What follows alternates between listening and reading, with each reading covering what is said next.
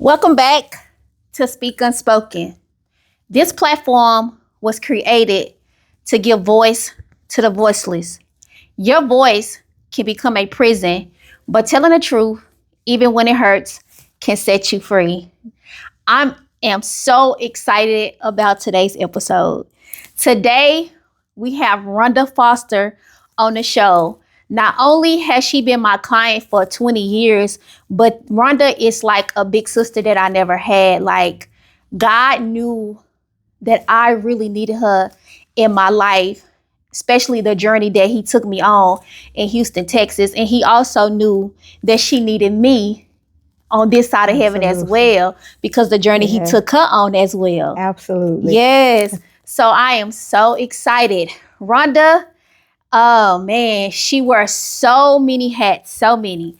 She is a mother, a wife, a speaker, an influence. She also sits on the chairman of a nonprofit organization. She speaks on so many major platforms throughout this city. You know, seen her on the news stations, anywhere that you can publicly speak at, she's there. She's an advocate for self-esteem in women, for women learning how to embrace themselves and live in their truth. And she's just a well-rounded woman. And I'm so grateful to God that he allowed me to meet you. Well, thank you. I'm so happy to be here. I am so excited just to be able to share information that could help and empower other women and other men for that nature. But I'm thankful most of all for having you having me on this platform today. Yes, thank you. And thank you for your yes. Yes. Thank you for your yes. Thank you for your yes. Yes. So let's get started without further ado. So today's episode is called Conceived in the Jungle, Healing from False Narratives. Yeah. And I know y'all guys probably like, what is Conceived in the Jungle? So Rhonda, when you wrote a book called Conceived in the Jungle anyway. Absolutely. Right. Absolutely. So when you hear the term or when you use the phrase conceived in the jungle, what does that mean to you? What it means is that oftentimes we're maneuvering through life and we can't see. We can't see the sunlight. We can't see our pathway. And so when you think of a jungle, you think of trees, you think of just forestry where I can't even maneuver through. And when I created Conceived in the Jungle, I was conceived in that. You could not see the future. You could not see the pathway that really God has me on today, because all of the trees that were embodied in that, all of the obstacles that my mother and my father were dealing with in that situation. So when I think of Conceived in the Jungle, I just think of just being lost in a forest. Yeah. Lost in a forest. Wow. So lost in a forest. So expound on that just a little bit more when you say lost in the forest, because the subtitle was Healing the False Narrative. So how does that tie in together? Well, oftentimes when I conceived in the jungle, conceived is birth, like in a jungle. I was born to teenage parents. My mother conceived me when she was 15. My father was just turning 17. And many times people believe that when you grow up in a household with the mother and the father, that, your life is going to be on a different trajectory. It's going to be on a different pathway. Well, that's not always true. My mother and father both had both parents in the household. Their parents were married, never married to anyone else.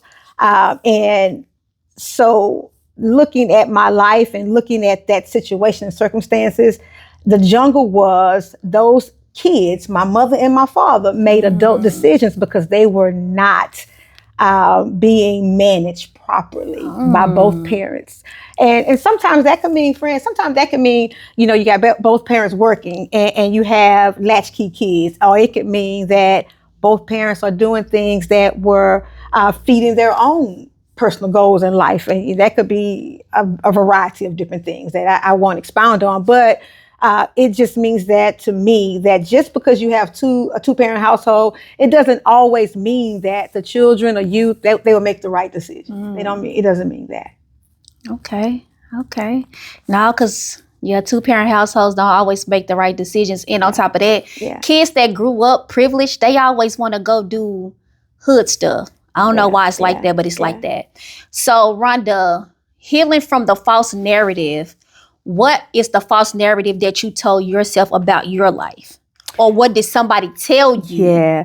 It wasn't, the thought that I thought about myself was conceived by someone else, right? And for years, I was angry at my father because my father is incarcerated. My father's been incarcerated since I was 1, and I'm not ashamed to say I'm 53 years old. Oh, wow. I was angry at him for not being present, but the truth is when I started really dissecting my anger, it was my mom. It was my mom. And my mom was the sweetest person ever. I loved her with every fiber in me. But my mom, as a young parent, from as far as I could remember, would say, don't make the mistake I did. And so as a child, I conceived that as I was a mistake, that she didn't want me, and nor did she plan for me. And the truth is, she really didn't plan for me. Right. And so that thought, and that just her saying that over and over to me as I was growing up, I that just became a part of my makeup. I would go in certain spaces and just be embarrassed to be or to share my thoughts or to be who I was genuinely made to be, because I didn't even believe that I belonged in that space. Oh, because wow. I'm a mistake. In friendships, the same thing. I just didn't believe that I belonged in that space because truthfully, I'm a mistake. I did not believe that I was genuinely meant to be here. When you said that you realized that it was your mom is the reason why you thought you was a mistake, right? When I was in counseling in 2024, my counselor had me to write 2 letters. She had me to write a letter to my mom, and she had me to write a letter to my dad. And the letter that I wrote to my mom, that lady said, Francheska, tear it up because you're not telling the truth. Yeah. And I was like, what? She said, no, she said, you're sparing your mom. Yep. She said, I know you love your mom, but you're sparing your mom. Absolutely. And don't you know, Rhonda, to this day, I never rewrote that letter. Really? I never rewrote that and letter. And I just believe that comes from, our mom is a nurturer.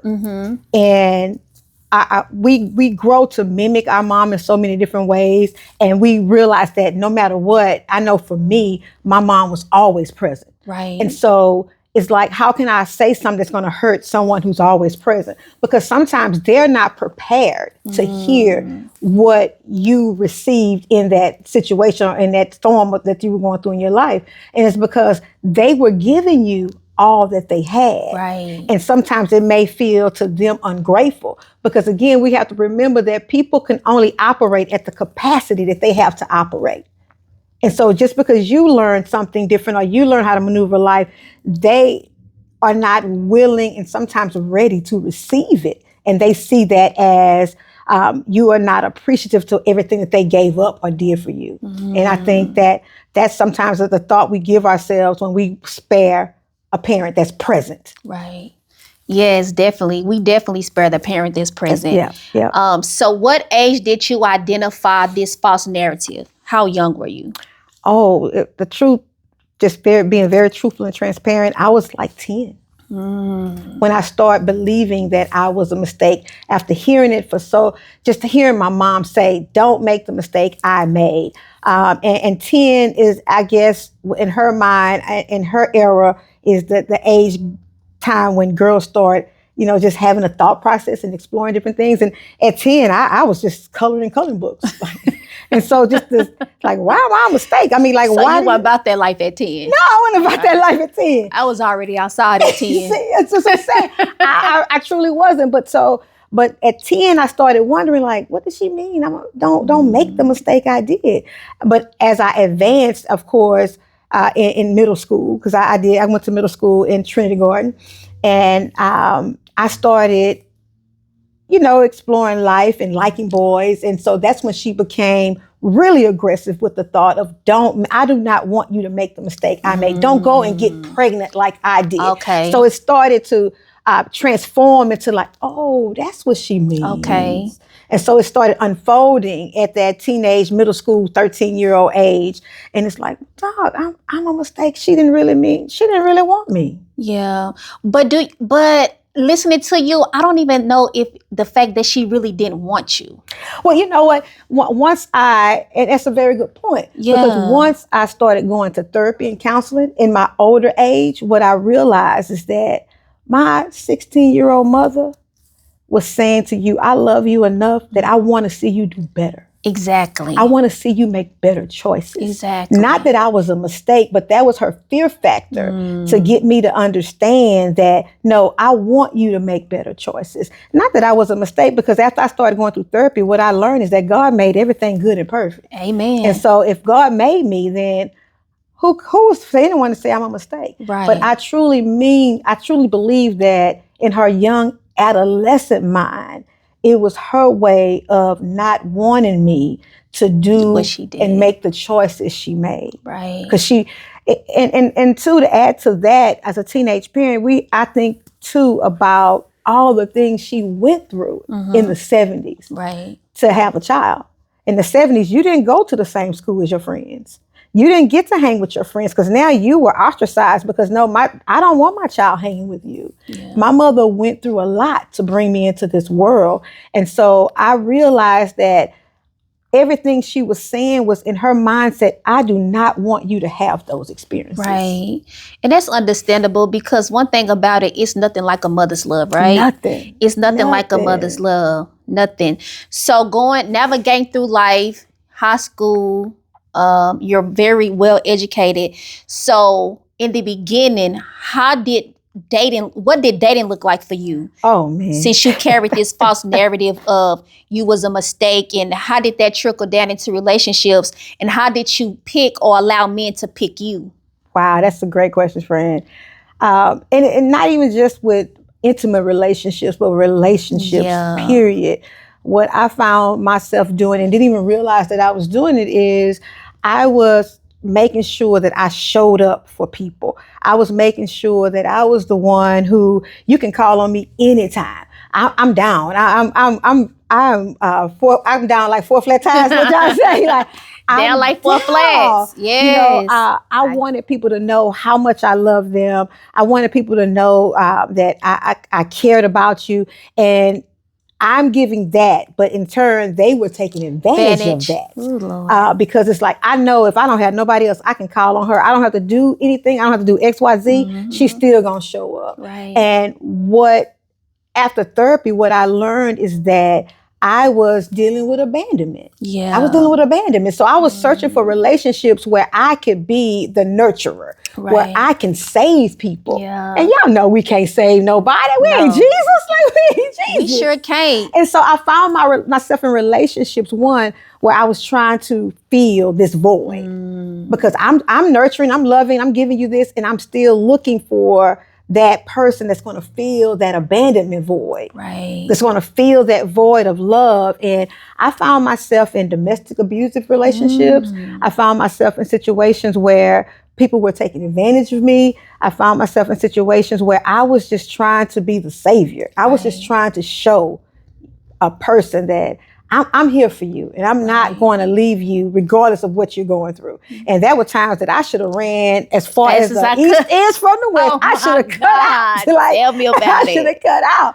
Right. But I didn't, because I didn't want to feel like I was abandoned. Yeah. And that's the thing, even for myself, like, I had a high level of savior complex, and it's like, I don't want nobody to abandon me like I was abandoned, Absolutely. And so even I've shared this on the show, like, I didn't meet my dad till I was 12 years old. And I know my dad loved me. Like, I know that, right? But even sometimes it used to be a certain level of abandonment, still that residue that was still in me. Because sometimes I would feel like certain things he would say to me that I know he wouldn't say to his other kids. But then in one season, I got bold and I told him, don't do me like that, because you don't do them like that. So I had to stand up and let him know that. And like, now I can see the difference, but at one point I used to feel like that too. Like, I know my daddy, but I still feel the disconnect, and that was not fair to me. It was not fair to me at all. So going through this process, you date men and friendships, and you wanted to save everybody. Was it ever a thought where you was like, is somebody gonna ever come save me? It was never a thought if they were going to save me, because I was too busy trying to be the savior. I was too busy trying to demonstrate, because I had realized, and I think sometimes as young girls, and even women, period, in my situation, I had a father who had been incarcerated. I had already given up on him saving me. I had already given up on that because he didn't have the capacity to do that. And so I focus more on being the savior, not wanting people or people I love to feel the pain, the abandonment that I felt. And I just never thought about someone saving me. I never thought about it. And I can't say why I've never thought about it, but more importantly is the fact that I wanted to be the person that people knew that Rhonda would not abandon me. Right. So I was so much focused on me not demonstrating that I'm the person that's going to be here for you. Because I never wanted people to feel that hurt, that void that I felt. Never wanted that. Wow. Yeah. It's crazy, sis, because it's times in my long time, I done told God, like, God, I'm out here saving everybody else. Yeah. Who is coming to save me? Yeah. Like, I've said that on so many occasions because I just feel like, Francheska, you do so much out of a pure heart. Yeah. When you gonna connect me, I know you know you love me and my other friends love me, certain people. Well, I can't really say that because sometimes people, you think they love you, but absolutely, that shows circumstances, situations will show you like, you don't feel like me for me like I feel for you. Like, so with your dad being incarcerated since you were 1 year old, did God send someone to replace him? Oh, absolutely. And give you love? Absolutely. Okay. I am so blessed. I am so blessed. My mother met my bonus dad when she was 18. Like, okay. And if I tell you, my dad, that's my dad. That's my dad. I always tear up when I do, speaking engagements about this situation, because the person that I am today is because of him. Oh, wow. It's because of him. Yes, my mother said, she did, most of my life said, don't make the mistake I made. But on the back end, I had him always saying to me, don't ask people for what you can do for yourself. You have the ability to be anybody that you want to be. You have the ability to change the world. My bonus dad, if I tell you, and if people know him, he was a mean man. Like, my dad was a mean man back when we was younger, or we conceived him as mean. But now today, I see him as direct, firm, and I know he loved me. He loves me. But he created in me the person that I am, the one who wanted to soar, the one who knew that regardless of me believing I was a mistake, that was still a fighter in me, that wanted to do something different, that wanted to pursue. I was just so afraid to raise my voice, but never in my fear did I stop trying to pursue. Right. And it was all because of him. So I'm very grateful. I'm very grateful for my father. And he spoke prophecy over your life. Yes. Because you are great and your name has landed on the platforms with the greats.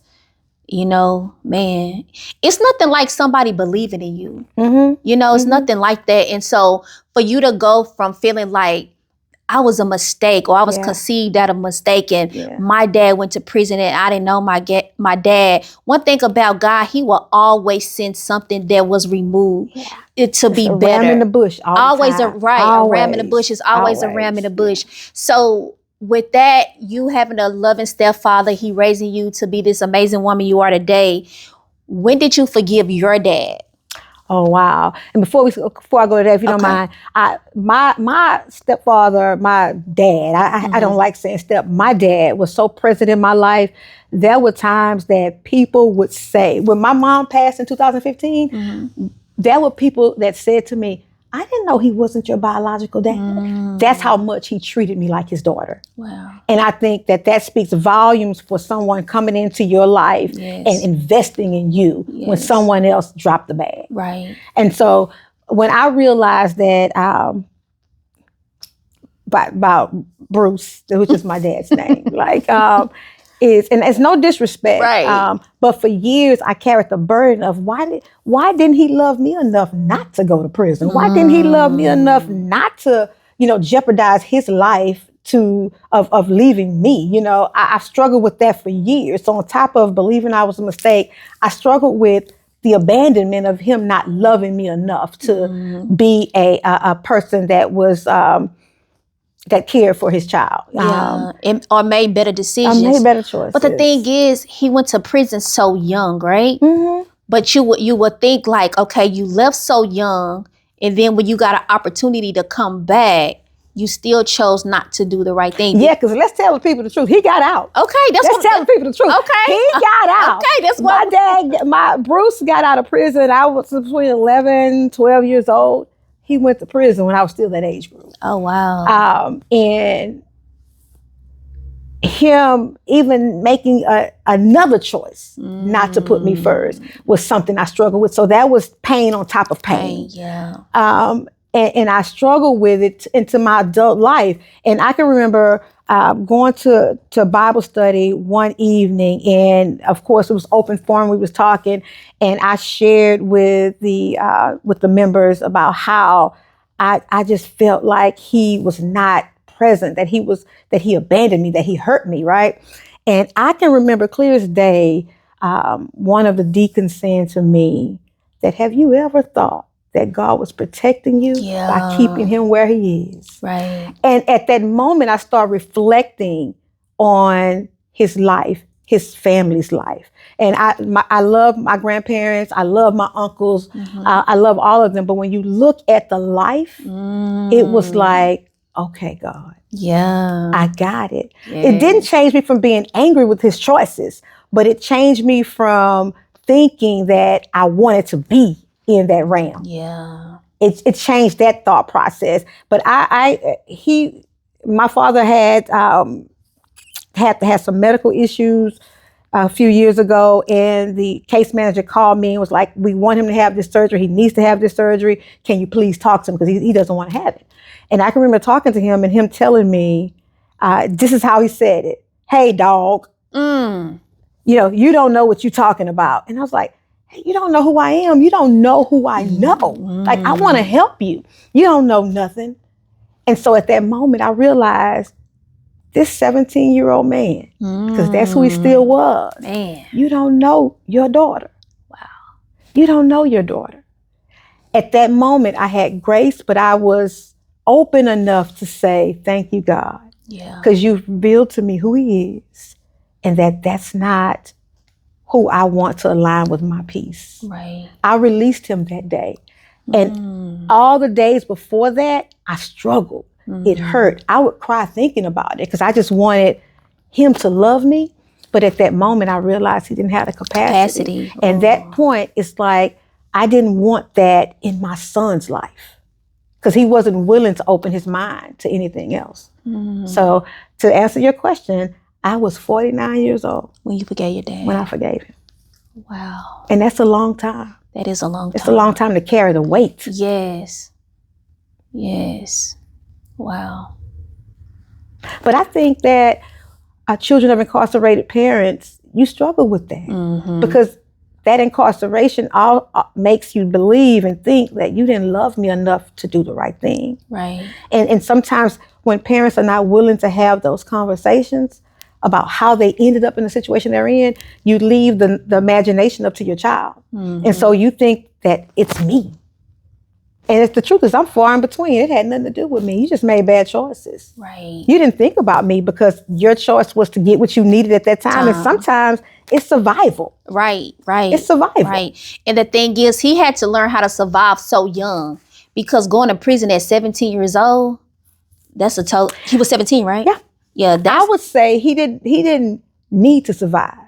That's just the life he chose. Yeah, yeah. Because his parents provided for him well off. Yeah. But Rhonda, even though I came from a single parent household, my mom provided for me very well, Mhm. but it was just still something that in me Yep. that made me want to go and Yep. explore and do Yep. other things. Yes. The only thing is, in my situation, God really covered me. He really did. I agree. I agree. And in my book, what I talk about is learning the roots of who you are. And that's the conceived in the jungle part. You think about the trees, the tree trunk, the roots, the leaves, all of those are the mechanism of who you are. And when you come from individuals like my father, it is in you. People can say what they want to say. It's a fight that you fight internally, because I know I got mixed up in a lot of things. That it's like, at the end of the day, it's like, what you doing this for? So I know that it was God covering me. Right. It was a lot of bad mistakes and a lot of bad choices. But check this out, sis. When I got into therapy, that helped me to have more grace, because it's like, well, who are you to judge them when you done this? Right. So it's definitely the evaluation of the grace that you ask God to give you, that you give upon other people. And that's the thing. We don't extend grace the way we want grace. You know, and man. It's tough, man. It is tough. It's very tough. It's tough. very tough. It's very tough. And actually, you talking about your book, that's what I was going to get into. Like, what is it in your book that can help people heal the false narratives that they've been telling themselves for all these years? Because you got people that's older than myself, you, like late in life, you know, that's got more years behind them than in front of them, and they still holding certain things in them. So what in your book give people real life applications that they can use? When I decided to write the book, it was definitely my healing journey. To look at who I was, where did I come from? And not so much, I knew I came from my two parents, but where did the Rhonda come from, right? And so digging into the jungle, you think about, like I just said a few minutes ago, you think about the dirt, the gravel, you think about the vines. My book is an application. By no means am I a therapist. Okay. But my hope is that people take the examples that I gave about my life and apply them to themselves. So the book is a book as well as a workbook. So you take your circumstances and you substitute my circumstances. But when I talk about vines, this is one example of the things I talk about, vines. When we look at vines, you see vines, they grow all over the place. And I give the example of my parents were two different vines. A vine looks for a structure to hold on to. And so my parents used their vines to connect, and they were their structure. And it didn't matter that they had parents at home. Those vines made adult decisions that they were not prepared to make as adolescents. And so that structure became very fragile, and they conceived me. And so as them conceiving me, you look at the tree trunk. Where did you originate from? You look at how the tree trunk produces. It could be hollow inside, and it could be solid inside. The leaves change colors through seasons. Your life, you'll go through different seasons in your life where you can be pure green. And then you'll go through seasons where you're dead. But what happens to you that allows you to rejuvenate yourself? What happens to you as a person that allows you to realize that it's more to me than who I'm putting on to be right now? What's my purpose? What's my talent? So my book would hopefully help people to just look at their life and align with, okay, what's my tree trunk? It's different examples in the book. You create your frame of life of who your family is, your tree, and you look at those different aspects. I have a game in there where you can kind of dissect it. And I have quotes in there that help me to get through certain points in my life, to just be a better person and to just always hang on to God's grace and not look at what the devil was trying to throw at me. Right. So when I first introduced you, I introduced you as a mother. I introduced you as a mother first, right? The reason why I introduced you as a mother first, because that's a part of you. That's something that you gave birth to. What did you do, or what steps did you take as a parent to make sure your child did not feel like he was a mistake? And I think another great question. I believe that as parents, we have to always be truthful with ourselves. Okay. We know what didn't make us feel good. We know what hurt us, and we know the different things we cried about, the different things we were sad about. And it wasn't until my son became a middle schooler that I started realizing that I was mimicking fear. And so my trajectory of fear was not, don't make the mistakes I made, because I had my son late in life. My fear was, I had worked in at-risk populations for so long, I knew how society can swallow you up. And so I started projecting onto my son not to get involved with certain people, not to make certain decisions, and it just it consumed me, because I didn't want my son to end up a statistic, right? Right. And so I realized that, okay, you're not saying don't make the mistake I made, but you are mimicking what your mother did. Yes. And that was the day that I said, I need therapy. I need help, because I did not want my son to be a 48-year-old person going to therapy, trying to figure out how he can be a better to his children. Right. And I'm telling you, like, a lot of times we don't want to accept certain things, but patterns will repeat itself. Absolutely. It will repeat itself. Absolutely. And the thing is, thank God that you caught it, right? Because this one, I tell people, what you hate the most is always what you might end up becoming, right? Yeah. And so that's good you caught that, and that's why I wanted to bring that up, because you are a mother, right? And you know the way you raising your son, and you caught the pattern before it even penetrated and left residue within him. That's so good, Rhonda. Yeah. But you gotta be self-aware, and you gotta have emotional intelligence to even identify certain things. Well, I think just be honest with yourself. Just being honest with yourself. Even if you don't have the emotional intelligence, you know what hurt you. That's you good. know what hurt you. And you know what hurt you. Absolutely. Okay. Oh, that's good. And so if you know what hurt you, and if you love your children enough, I don't want to hurt my children. And we grew up, it was like, don't do as I don't do as you see, but do as I say. But I wanted my son not to hurt like I did. Now, there were certain things I realized I couldn't save him from, but the things that I could, I wanted to make sure that I was that parent that self-evaluated, that realized just because I'm the parent don't mean I'm always right. Right. And sometimes we make our kids feel bad because you don't have a voice. I wanted my son to realize he did have a voice. That's good. You use your voice respectfully. Right. I didn't have a voice when I was growing up. That's why I couldn't tell my mom she hurt me, because I didn't know how without hurting her. Yeah. I wanted my son to know that I wasn't this porcelain fragile doll that you couldn't tell me if I was hurting you. I didn't want him to experience that. That's unnecessary hurt. I didn't want that. You said you couldn't tell your mom that you were hurting, but the question is, did you even know you was hurting? Did you know that? Initially, I didn't. Okay. Initially, I didn't. I knew I was hurting, but I didn't want to believe my mom was hurting me. So that's a whole different discussion. Yeah, I know. Well, we definitely coming back to our part two anyway. So, but I knew eventually that I was hurting, but I didn't know that it was her. And I wanted my son, because my son, that's my life. I tried to have my son for years. Yeah, I tried to have a child for years. I remember. And so I did not want to take advantage of the gift that God gave me. So I had a little bit more responsibility, because I knew that he was a gift. I knew. And everybody's a gift from God. Don't get me wrong. Absolutely. But I went through 15 miscarriages before I had my son. Ooh. And so I knew that God gave me him. And I did not want to take advantage of the gift God gave me. Wow. And so therapy was it. And I don't get me wrong, I had been to therapy before. I had been to therapy, but it was surface level. Yeah. Sometimes I felt I was helping the damn therapist. Oh, yeah, sometimes you do.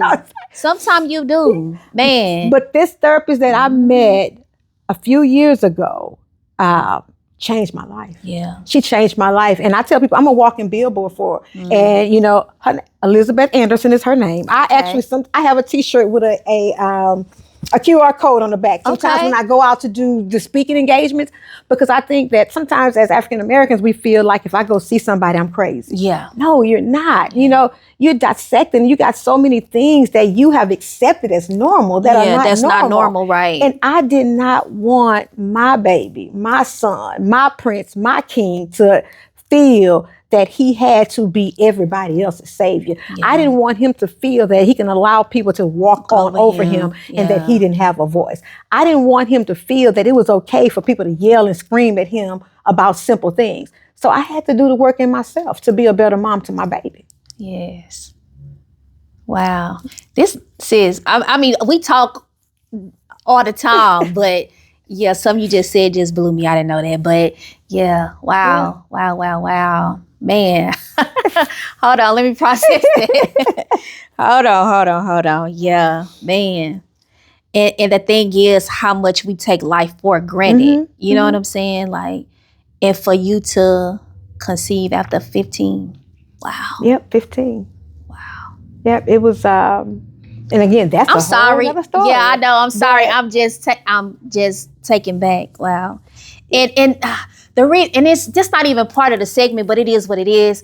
Even like with that lets you know God is always in full control, right? Absolutely. And I watch so many of my clients go through all these process of what is it, IVFs and all this stuff, and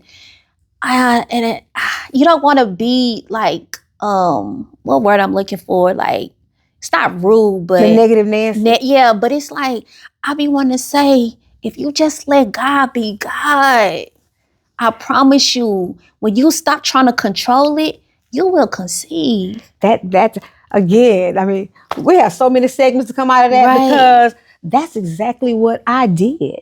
And not to get off subject, but it's something that, I mean, it's very truth and factual. When I finally said, you know what, God, I surrender this. I surrender this. God spoke to me just clear as day. Prepare your diaper bag. Oh, wow. Prepare your diaper bag, get your baby clothes that he's going to wear home. You notice I said that he's going to wear home from the hospital. I did that. He said, don't matter what people think. It's not that ain't for them. And I remember telling my mom about it, and she said, well, that God told you, let's do it. And it was 4 months to that day that I found out I was pregnant. Wow.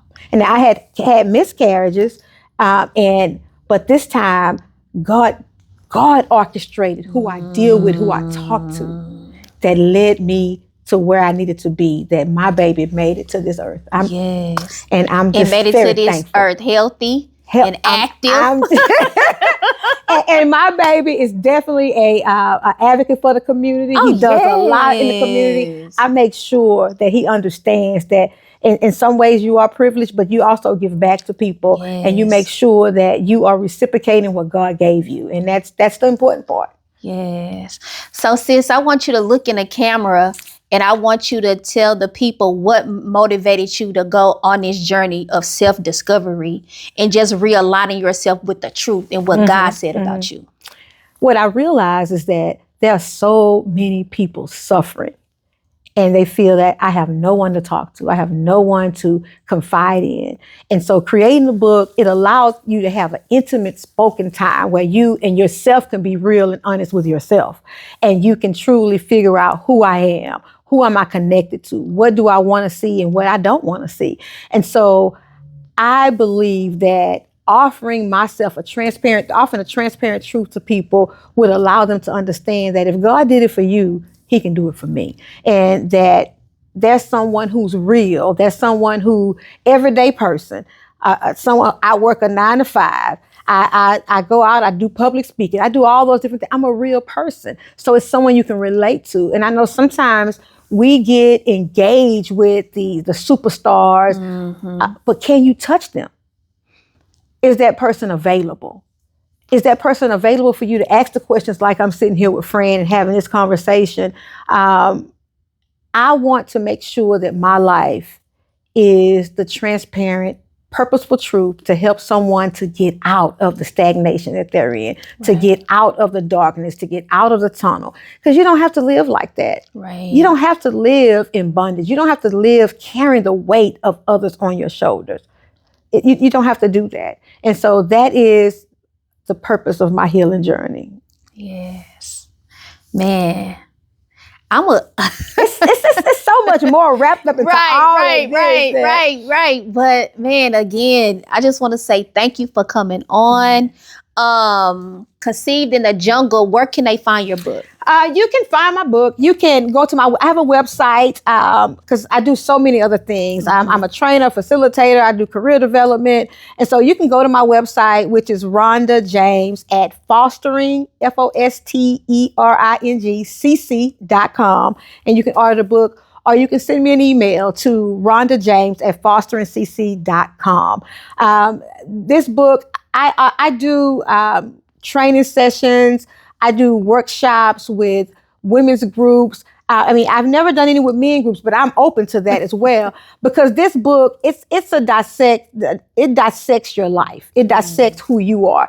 It also offers you some opportunities to be honest with yourself. Right. To be honest with yourself. So I do workshops, I do training segments, I do segments on the books, on certain chapters of the book. So if you have a women's ministry or a ministry or just a girls' night out that you want to have some activities around the book, I do that as well. So you can reach out to me again, Rhonda Foster at fosteringcc.com. Yes, and I will have all her information in the description on the episode. So I just want to say thank you again. Yes. And if you would like to be a guest at Speak Unspoken, you can DM me or you can send me an email at story@speakunspokentv.com. So thank you for tuning back in. Thank you. I know it's been a minute, but we about to get this show on the road. Yes. So until next time. I'll be back. I'm sure I'll be back to unravel a whole lot of other conversations. Yes. Speak Unspoken. Peace. Peace out.